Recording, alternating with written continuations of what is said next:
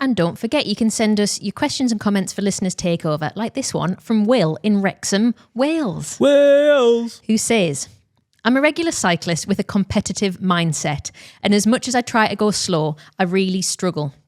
The words, faster, why aren't you going fast, are always in the back of my head. Oh. But I went for a ride with my brother, who isn't the fastest or fittest on the bike. We averaged 12 to 14 miles an hour instead of my usual 18 to 21 miles an hour. And I couldn't help but notice how much better the ride was. Seeing more, greeting people instead of flying past them, it was just a better experience. I completely and utterly agree. Every time I ride with fast people and I make them go slow, they go, that was amazing. When we rode when we did Spain, and I was like, I refuse to do more than 100k a day, and we are going slow. And then you would get to the end of the day, and you'd be like, "That was great. It was so chill." I'm like, "Yes, better chill riding's the best." Yeah, but that's fine if you want to go fast. Like different strokes for different folks. You're allowed to want to go fast, also. Anyway, let me continue. He says, however, the following day, I still found myself gradually increasing speed and falling back into the same trap of thinking I have to go fast. I've removed the average speed from my head unit and even gone as far as changing to the map screen instead of the data screen to avoid looking at it. But because it's been so long and the foundation of going fast all the time is embedded into my riding style and positioning, I'm really struggling. Any advice or tips from you guys to help with this, or any experiences you can share, would be incredible. Love the podcast. So Will is saying he actively wants to go slow. He's finding it more enjoyable when he goes slow, but he is so in the routine of going fast all the time, and almost like a really negative mindset and almost like a brain worm of faster. Why aren't you going fast? It's quite negative, isn't it? This was taught to me by Tyler. Ride a mountain cyclist. Bike. No. Because then you'll be going slow but still going hard. Yeah. This doesn't count. Wear a t-shirt. Wear a t-shirt. Oh. T-shirt ride. That's it. So like it takes away the psychological... Different thing. Different bike, but a slightly less accessible way of doing the same thing. Like if I went riding that Brompton, I can see up there, I'm not really getting any KOMs. It feels like a different activity. I guess maybe that's why I like jean shorts as well, because it's the same thing. It's a different type of ride. Mm-hmm. We're going down to Garmin Ride Out, right? Garmin are a channel sponsor. We're there at their event. I think the next day, we're going to do a ride with a bike shop called the Woods Cyclery, which I've talked about before. And that they do a ride which is like party pace gravel. They do multiple rides, but there's one in particular that Jack was telling me about, and it's the equivalent of a stroll. And it's just so enjoyable. Can I ask a question about this? I've asked you this already and I haven't had an answer. Yeah. We're taking road bikes down for the event. How are we doing that gravel ride the next day? Slowly. Or just on our road bikes? Yeah. I'm sorry to break it to you, but we're also leaving at like 10 in the morning the day after. Well. Some teething issues we haven't quite sorted out there. It's going to be an early start, Jimmy.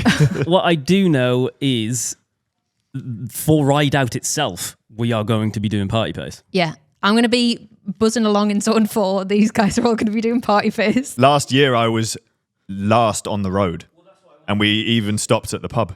I'm hoping for this year as well. Yeah. You don't need to hope. It will happen. Good. Mm-hmm. Yeah, so come to Garmin Ride Out and then sit at the back with us and you will definitely have bring a nice a t-shirt slow and time. jean shorts. Yeah.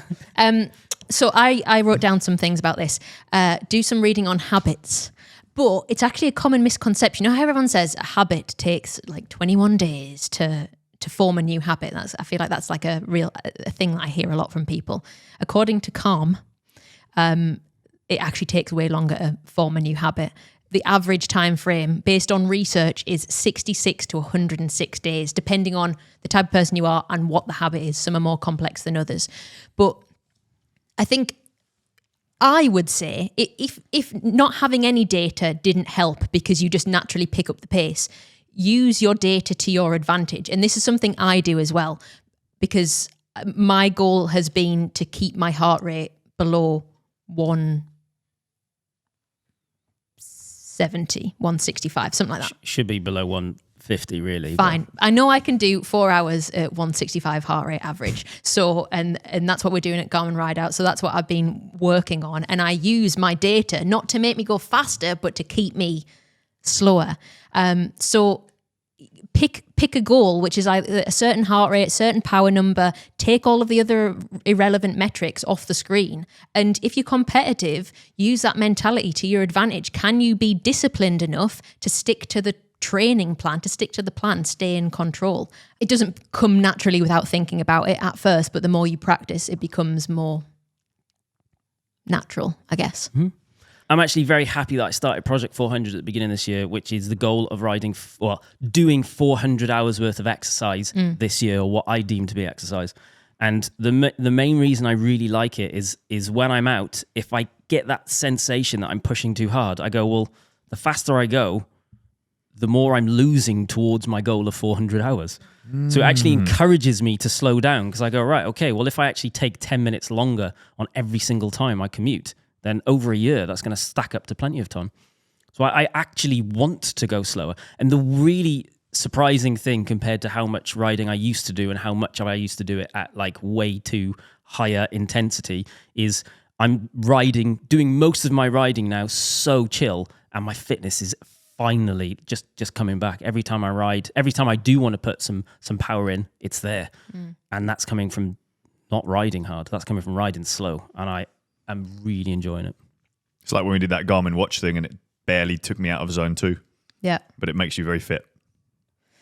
The one other thing I thought of is using reminders in cues. So you know how people will write little messages and stick them on their top tubes?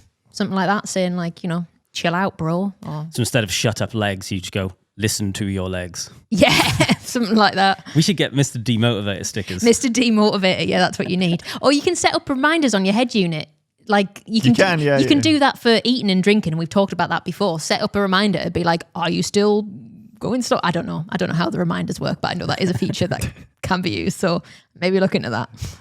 Actually, sorry, I do have one more. Yeah. Ride with your brother more.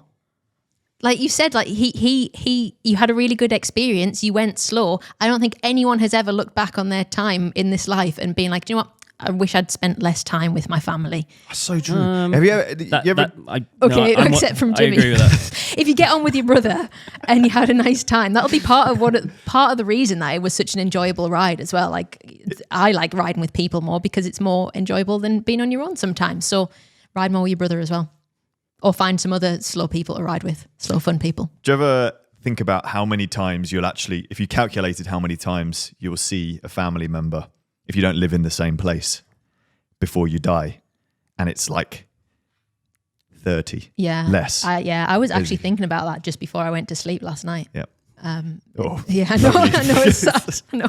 I've been having horrible dreams lately as well, just like in a weird mindset. It's been coming into a therapy session now. It's hay fever tablets. Yeah, maybe. It is. Is it? No, I don't know, but I'm convinced it is. We don't take the same hay fever tablets. Doesn't matter. Okay. All of them. Okay. They're all laced with drugs. That's literally the point. Dream drugs. That is the point of antihistamines, is that they are drugs. No, extra drugs.